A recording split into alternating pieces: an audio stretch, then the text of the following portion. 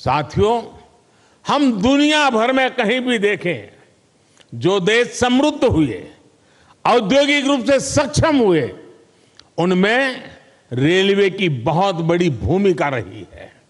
इसलिए रेलवे का कायाकल्प भी विकसित भारत की गारंटी है।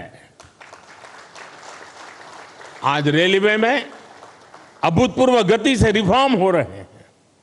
तेज गति से नए रेलवे ट्रैक्स का निर्माण, 1300 से ज्यादा रेलवे स्टेशनों का आधुनिकीकरण, वंदे भारत, नमो भारत, अमृत भारत जैसी नेक्स्ट जनरेशन ट्रेन, आधुनिक रेलवे इंजन और कोच फैक्ट्रियां, ये सब 21वीं सदी की भारतीय रेल की तस्वीर बदल रही है। साथियों, गति शक्ति कार्गो टर्मिनल पॉलिसी के तहत कार्गो टर्मिनल के निर्माण में गति लाई जा रही है। इससे कार्गो टर्मिनल बनने की गति तेज हुई है। लैंड लीजिंग पॉलिसी को और सरल किया गया है। लैंड लीजिंग प्रक्रिया को भी ऑनलाइन किया है। इससे काम में पारदर्शिता आई है। देश के ट्रांसपोर्टेशन सेक्टर को मजबूती देने के लिए रेलवे मंत्रालय के तहत गति शक्ति विश्वविद्यालय की स्थापना भी की गई है। हम निरंतर भारतीय रेल को आधुनिक बनाने और देश के कोने कोने को रेल से जोड़ने में जुटे हुए हैं। हम रेलवे से, नेटवर्क से मानव रहित फाटक समाप्त करके ऑटोमेटिक सिग्नलिंग सिस्टम लगा रहे हैं। हम रेलवे के 100% इलेक्ट्रिफिकेशन की तरफ बढ़ रहे हैं। हम सौर ऊर्जा से चलने वाले स्टेशन बना रहे हैं। हम स्टेशन पर सस्ती दवा वाले जन औषधि केंद्र बना रहे हैं।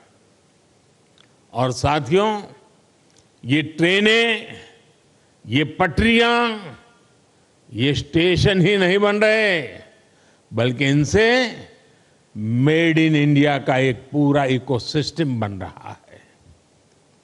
देश में बने लोकोमोटिव हो या ट्रेन के डिब्बे हो, भारत से Sri Lanka, Mozambique, Senegal, Myanmar, Sudan जैसे देशों तक हमारे ये प्रोडक्ट एक्सपोर्ट किए जा रहे हैं।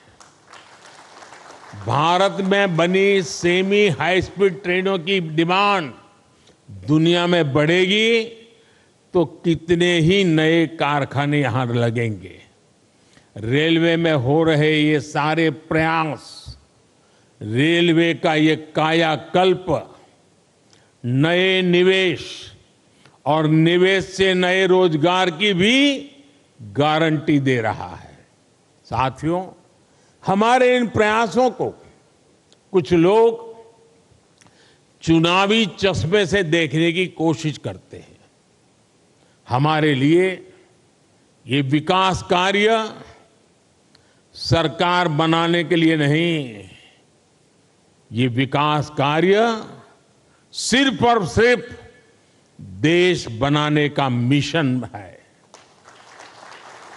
पहले की पीढ़ियों ने जो कुछ भुगता, वो हमारे नौजवानों और उनके बच्चों को नहीं भुगतना पड़ेगा। और ये मोदी की गारंटी है।